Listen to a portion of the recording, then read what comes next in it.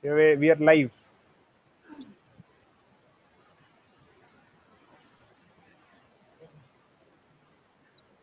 Yeah.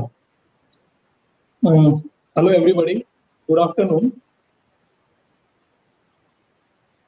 Uh, Let me just say, the topic which has been selected, challenges to conduct global clinical trial.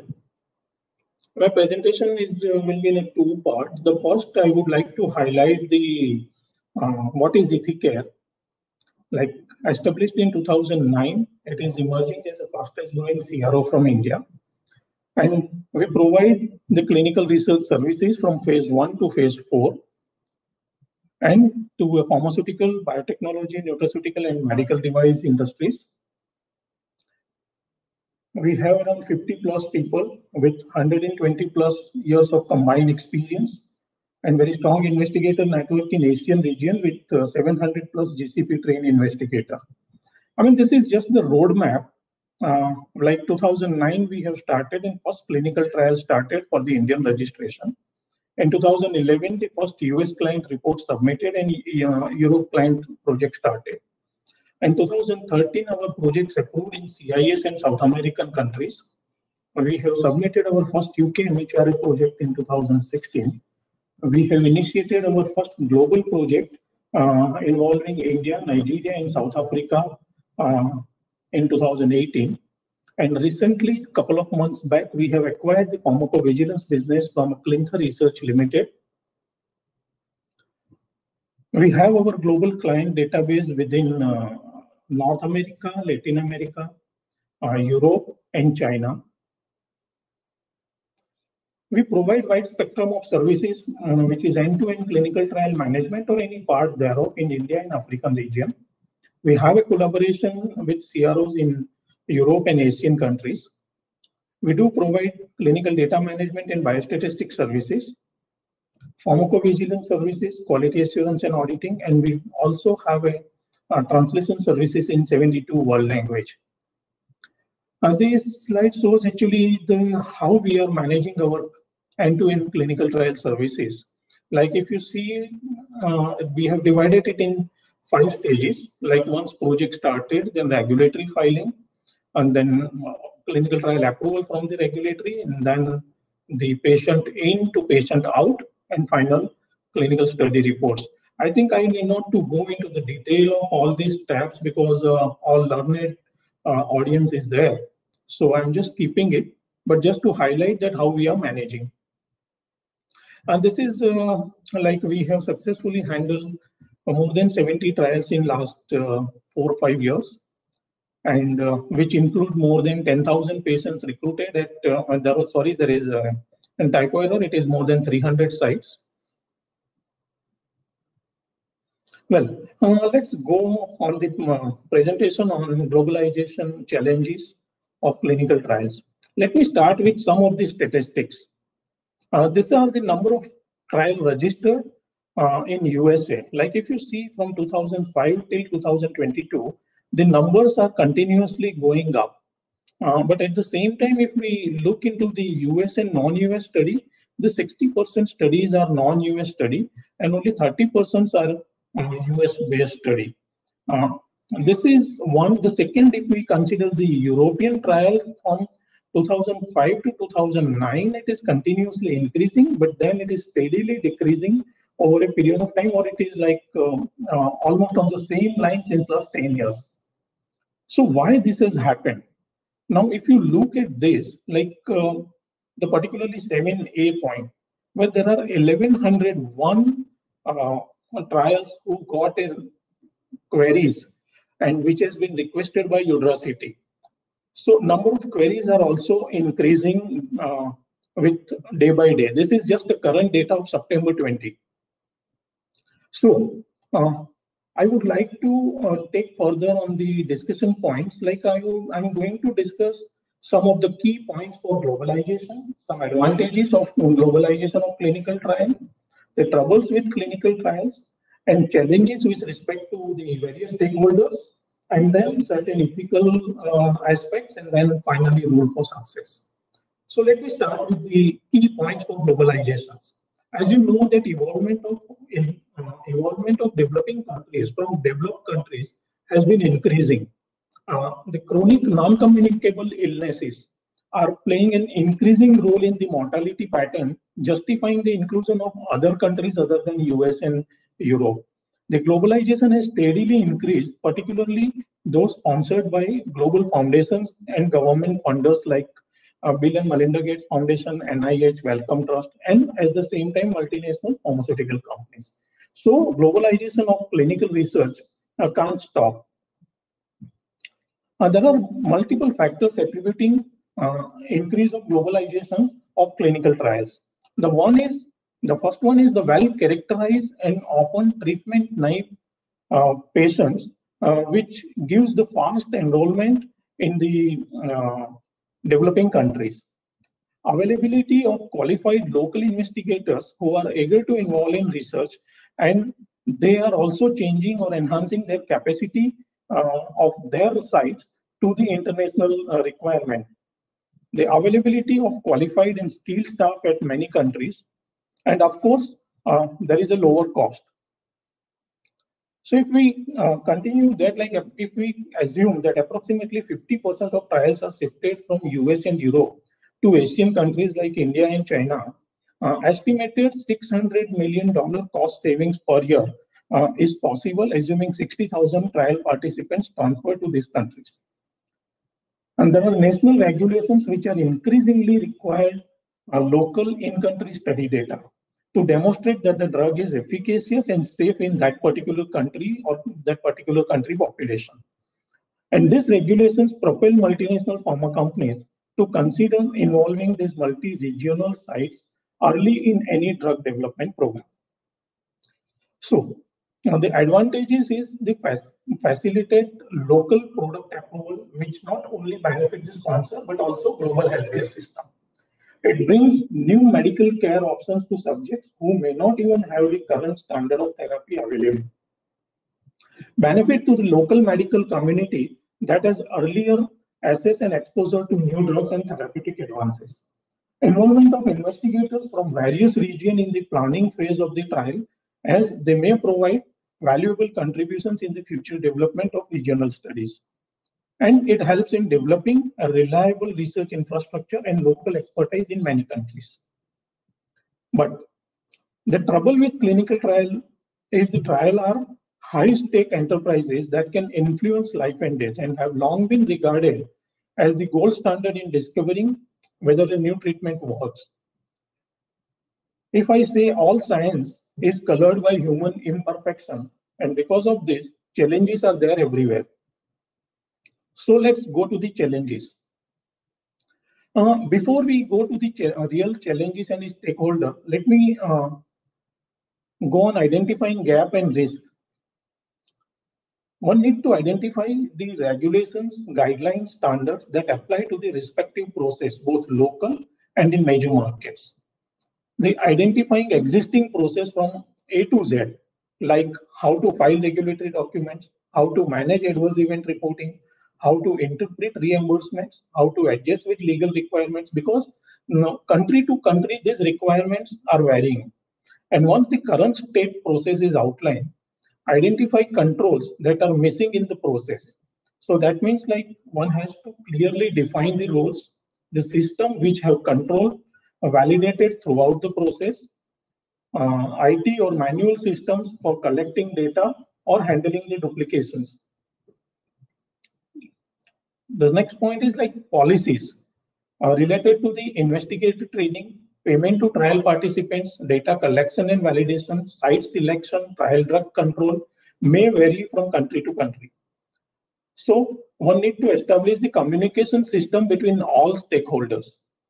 Their audit and monitoring plans should be in place. Define to-be process and identify action steps to address the gaps in the as-is process. Monitoring plans should be designed with the compliance program goals in mind. Like, let me highlight a few more points here in monitoring. Considering the current pandemic situation of COVID-19, the monitoring style has changed drastically. particularly like on-site monitoring has reduced to remote monitoring. So what finally I would like to say that planning in execution works wonder. Let's go the challenges one by one. The first one is the vendor selection. The pharmaceutical companies need to examine their relationship with third-party vendors as a result of increased international regulations. The rising number of contract and outsource responsibilities are also give some complexity. The third-party vendors are used in a number of capacities. The companies routinely employ the CRO, medical education vendors, healthcare technology firms, and data management services. So area of concern is the vendor efficiency, the quality, the security of the data, confidentiality of the trial participants and the data as well, the contract fulfillment, and of course, above all, the compliance with the ICH and GXP standard. So overall vendor selection is very crucial before initiation of any clinical trials when pharma company is thinking to go with the third party. Using CRO as intermediary. Now, when pharma company has to look into that, CRO must have established local presence and access to best investigators. They are well-trained and capable personnels. The SOPs are in alignment with the ICH or global SOP preferable and have local active quality assurance department. Now, benefits of CRO well established in country of operations are they have a knowledge of local language and culture, which is very important for the site interactions. They have a knowledge of qualified investigators with good coordinators, knowledge of local medical culture and standard of practice, and knowledge of local regulatory environment. So, pharma companies need to have certain points prior to CRO selections. The few points are assess qualification of key personnel, assess SOPs, whether comparability with international SOPs and change control process, review systems and process for contracted service management, and audit and assessments are generally on a routine basis or ongoing basis prior to any interim or final analysis and for cause analysis. So then investigators. The first challenge is to train the investigators. So as in Western countries like US and Europe, the physicians are extremely busy everywhere. And they are much occupied even in pandemic situation like COVID-19. Unlike physicians in the US and Europe, they can't afford, the other countries' physician can't afford the CME cost. And main motivation to become investigator is revenue generation for them. No standard training curriculum for investigators in many regions during even their educational setup or even their practical training session. The most important is there are many clinical trial naive physicians. We are generally talking about the clinical trial naive patient, the treatment naive patients, but I can see like clinical trial naive physicians see themselves as good at clinical practice, but they don't understand the regulatory requirement under good clinical practices. Important to initiate some type of training effort prior to investigators meeting, and method needs to be very informal. Well, then next is selection of sites and subjects. Yes, of course, you know that there are diverse population because the important consideration which can influence the safety and efficacy of drug is geographically distinct population with different lifestyle, different ethnicities and genetic profile. Now, global trials need to consider this genetic diversity both when designing the study as well as at the time of interpreting or reporting the results.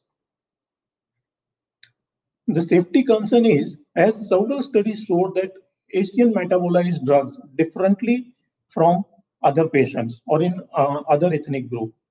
The explanation for this complex issue should widely link not only the genetic makeup of a population, but also take into account a cultural and social difference in the diet, way of their lifestyle, their education level, physical activity, the nutritional status, the religious belief, and their occupation.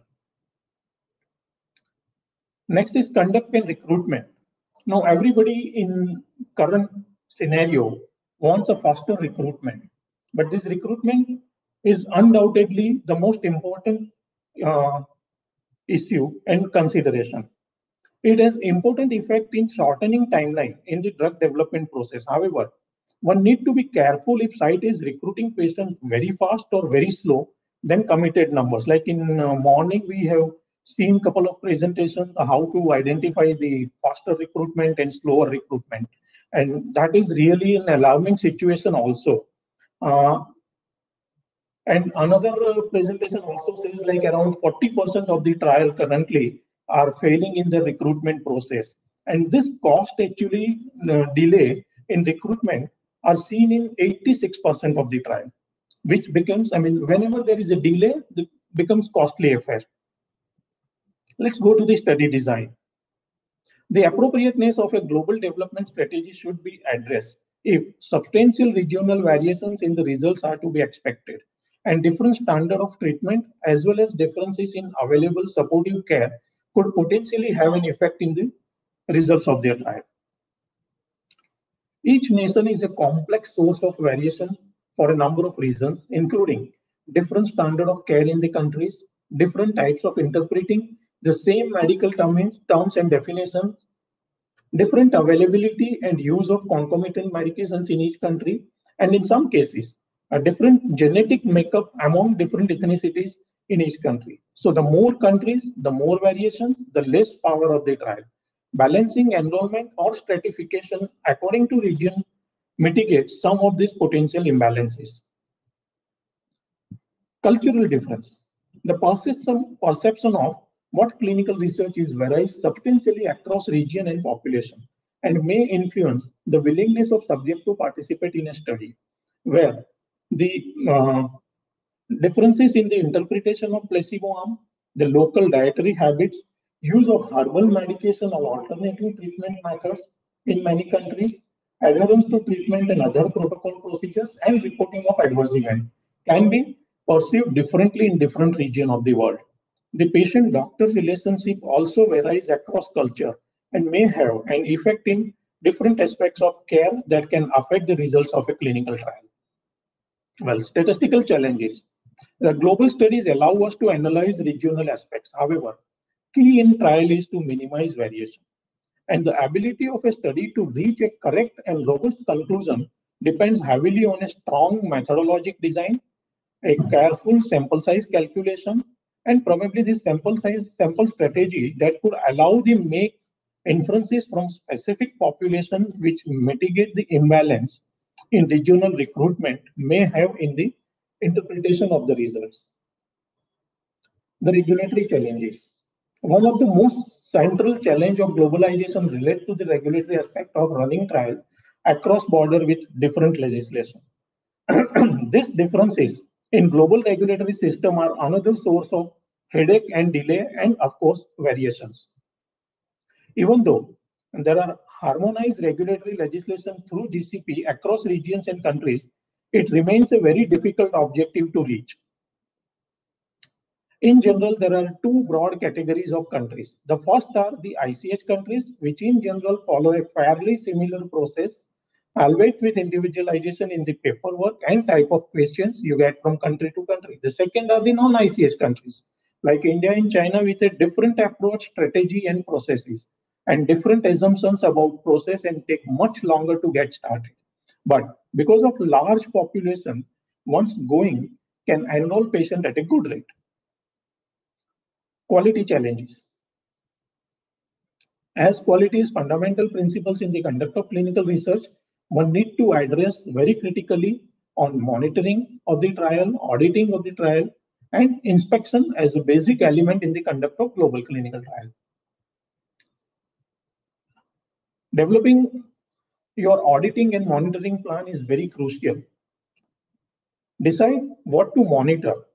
One has to prioritize the risk area like internal factors, whether any system changes, people changes, external factors like new regulations, national and local enforcement. The compliance program identify control that make the process work. One has to determine overall purpose to be very effective and resources available to execute the plan. Consider integration with internal audit plan, identify time frame for audits and monitoring, communication and commitment of plan to internal and external stakeholders.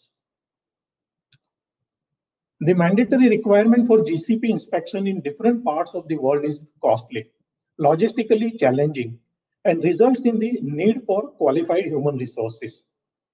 The barriers in communication is a big problem when we go into the many regions like languages, a many dialect, the translation requirement, they have a different qualification. One has to interact with national regulatory authorities and confidentiality agreement issues are need to be considered. Well, ethical aspects. A number of ethical concerns have been raised to protect subjects regardless of where the clinical experiment is being conducted. Harmonization of ethical principles governing research, although different from the more standard and operational national regulatory legislation, still remains a challenge. Requirement for very specific, consistent, and clear documentation of the informed consent process are essential. Issues of languages, cultural difference, illiteracy, and education should be constantly addressed. Ethical foundation upon which human subject research can be appropriately conducted. So there are 7 key requirements that must be met for clinical research to be considered ethical, which includes the scientific or social value, the scientific validity of the trial, fair subject selection through all stringent inclusion-exclusion criteria, favorable risk-benefit ratio, the independent review probably by DSMB or any other body, clinical trial consent forms need reader-friendly revamp, and the respect for potential and enrolled subjects of multi-regional clinical trials. Well, these principles are universal, broad, and generally self-evident, and do not depend on sponsor, country, study population, or site. So, finally, when working globally, what are the rules for success? One has to overcome the challenges of conducting clinical trials globally, requires a well-defined, sustainable process that mitigate risk from beginning to end. One has to know the local requirement, prioritize the relationship management, plan for local infrastructure or tie up with the third-party CRO, help partners develop, consider the culture, provide the standards and processes, maintain visibility of the supply chain, create contingency plan. Thank you very much. If you have any question, please let me know.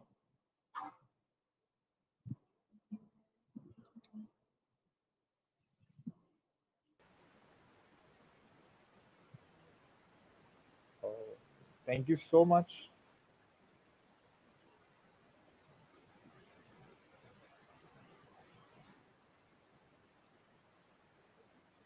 Yes. Thank you so much, Dr. Milind, for your exceptional presentation. My It pleasure. is one of the wonderful content that I have listened so far. Thank you so much for our stream partner. And definitely, if I will ask people to ask the concerned question from the respective speaker, and then we will move to our another presentation. Thank you so much. Sure. Thank you so much. Thank you.